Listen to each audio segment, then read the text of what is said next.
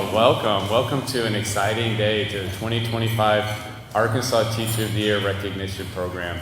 This is something that I know when we put on our calendar, everybody within our agency, I think all of our school administrators, and most importantly our educators across the state get very excited because we know we're going to take the time and opportunity to recognize not just the talent that's in our classrooms each and every single day, but the best of the best of the best. And when we think about what that represents, I did a little bit of statistics and math, and it always makes me nervous, so I had some other people double check my math, but if we have about 35,000 teachers in the state of Arkansas, to be named in the top 14, that means you represent 0.0004%. So that is a big deal.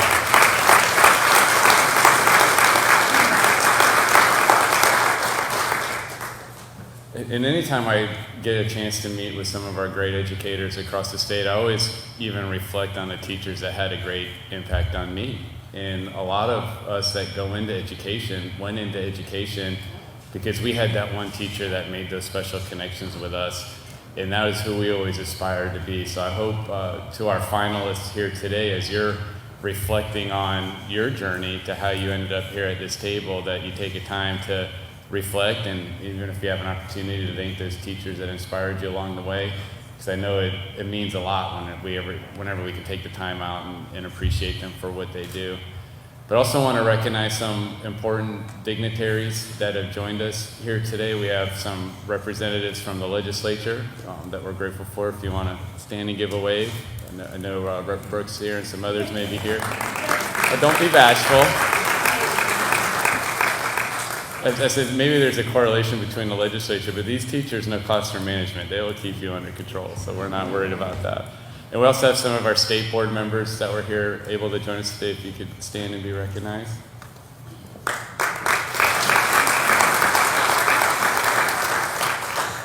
And most importantly, we also want to take a minute to thank the Walton Family Foundation for continuing to invest in the schools here in the state of Arkansas and making sure that we host an event like this and do it right and do it well. So we really appreciate their ongoing commitment and support.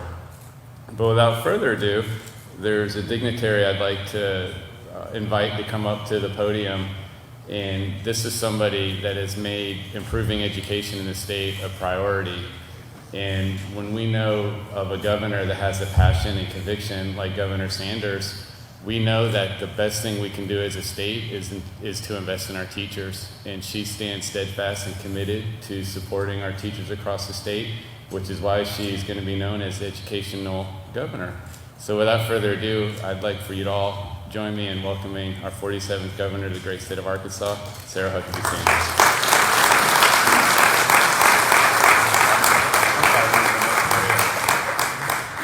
Good morning. Thank you all for being here. Jacob was trying to claim that this was his house a few minutes ago, so if anybody sees him carrying luggage in, please help stop that from happening.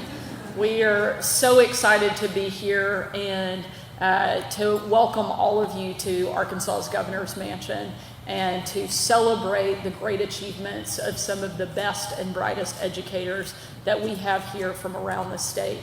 As many of you know, I grew up in this house, and now as the first woman and mom to serve as Arkansas's governor, I have the opportunity to raise my own kids here.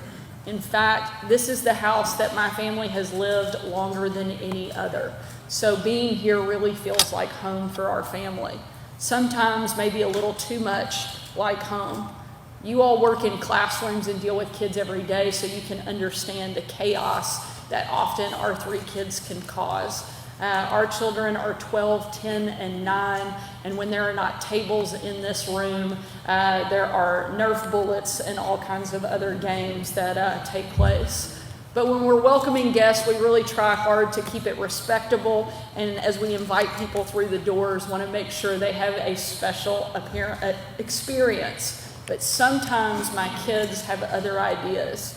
When I first started as governor and I was showing some visitors around the governor's mansion and walking them through some of the spots on the main floor, I planted pointed to this beautiful old grandfather clock that's in the living room upstairs. And I was giving them the history and letting them know that it was made in Ireland in 1770, and told the group that I was giving the tour to that it was the oldest thing anywhere in the governor's mansion. My wonderful, loving 8-year-old son, George, quickly pointed out as he was joining us on the tour and I was sharing this fun fact that he thought I was the oldest thing in the governor's mansion. So it just goes to show you that no matter what your job is, your kids will always find a way to keep you humble. So as you can imagine, I know many of you are preparing to get ready to go back to school. We are definitely ready for back to school at our house. We have our hands full, but I'm glad that we have the opportunity because it gives me such great perspective as a parent and such great appreciation for those of you who spend all day, every day in the classroom preparing the next generation of young Arkansans. And I want to start by thanking one of Arkansas's best and strongest advocates for education, our outgoing Teacher of the Year, Capri, who has done a fantastic job. Capri, please stand up and be recognized.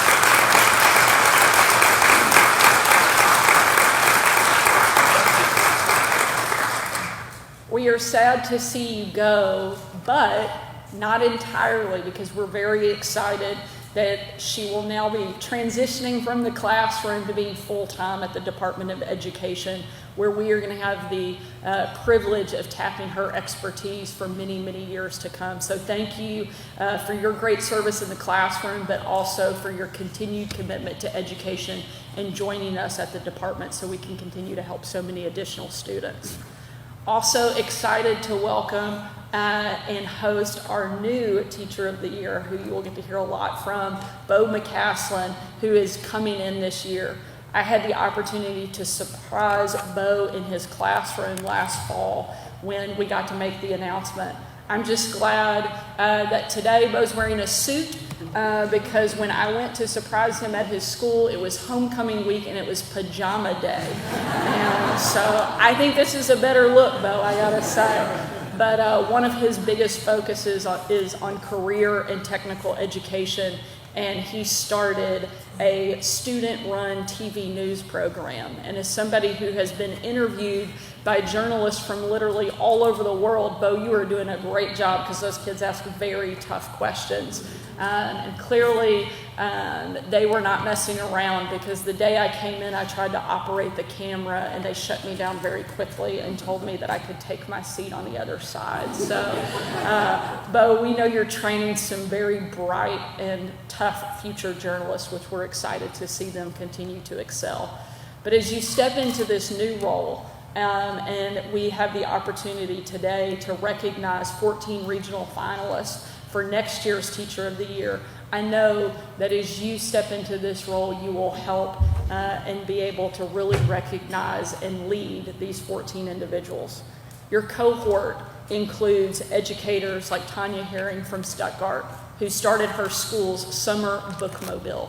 10 years ago, she and a colleague borrowed a food service van from the district to address summer learning loss. They literally drove around their community with books that students could check out like a library.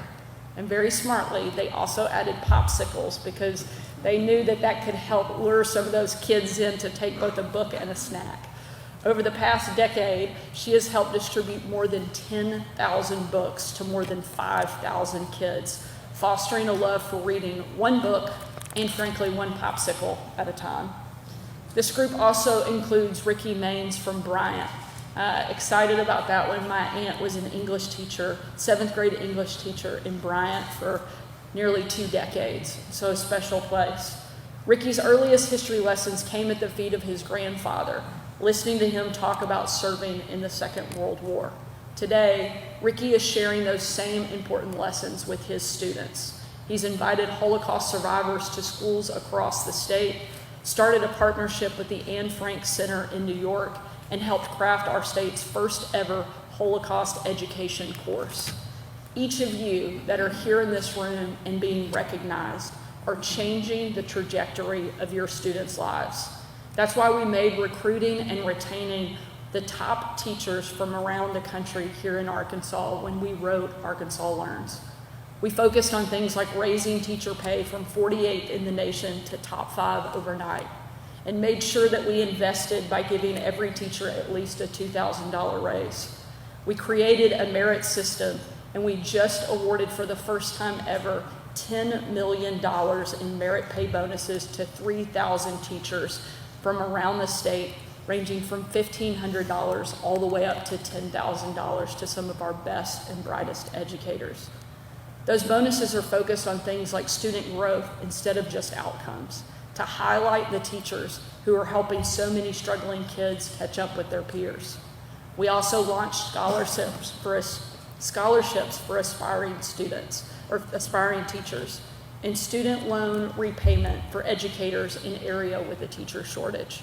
And one of my favorites, up to 12 weeks of paid maternity leave for public school teachers.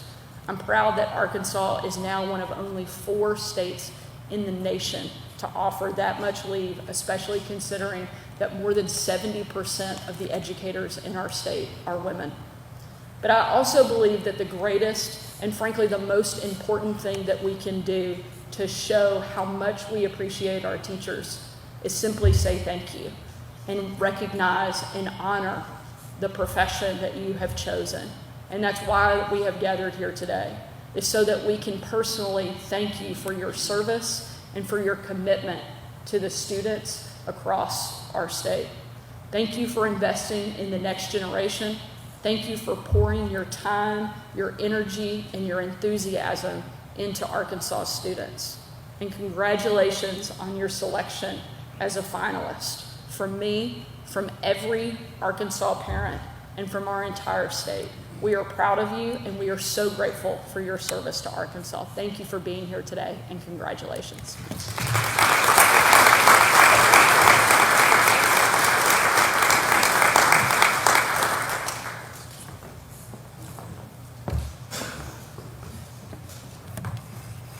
Good morning. My name is Bo McCaslin. I'm the 2024 Arkansas State Teacher of the Year. Just so honored to be here today, and honored to introduce our 14 regional finalists. But first, I want to thank God, who for some reason continues to bless me much more than I deserve. I want to thank my wife, Deidre, who is my compass and anchor in life, and for 15 years, she made the sacrifices required of a coach's wife, and now because of me, she's once again making some of those same sacrifices. A special thank you goes to my DQTV knuckleheads and our entire Leopard family back home, some of which are even here with us today. I've said it before and I'll say it again, this is not my success story, it's our success story. Thank you, Secretary Oliva and state board members, 2023 Atoy Capri Salam, 2022 Atoy Jessica Salam, and the entire team at DESE and the Department of Education. You have welcomed me with open arms, and your commitment to students and teachers across the state truly inspires me. Last but certainly not least, Governor Sanders. I want to thank you for your commitment to elevating the teaching profession in our state and the work that you and your team continue to do for teachers and students across our state. I also, though, want to thank you for allowing me back in your home. This time last year, I sat in these same seats as our 14 regional finalists are today. The day was just a blur because of my nerves, being out of my element. I was in a car back to the Queen before I could even start really processing what all had just happened. Which leads me to what I want to share today. I know some of you may be feeling out of your comfort zone. Zach Bryan opens his song, Burn, Burn, Burn, with the following lyrics. Everyone seems a genius lately, TikTok talking, late night TV. There's still so much I have yet to know. We get dressed up to go downtown in some fancy dress, late night crowd. It seems to be where I feel most alone. In that last line, Brian refers to being out of his comfort zone. We can probably all relate to that today, because trust me, this was not on my to-do list this time last year. We may be feeling a little overwhelmed out of our own comfort zones, but because our comfort zones are noisy hallways and busy classrooms, hot, sweaty, stinky school buses, the sounds of Friday night lights, crowded, musty gyms that smell like stale popcorn, and of course, the organized chaos of the kindergarten car ride line. Our comfort zones are walking by the choir room in late August, wondering if that's really how it's supposed to sound. And then walking by the same class in April and hearing nothing but sweet a cappella harmony. Our comfort zone is taking the extra time and compassion to investigate why that second grade boy, a class leader who excels at reading, is suddenly struggling in and out of the classroom. After a few modifications, conversations with his parents, and a trip to the eye doctor, we proudly watch him transform back into the confident boy that his classmates love.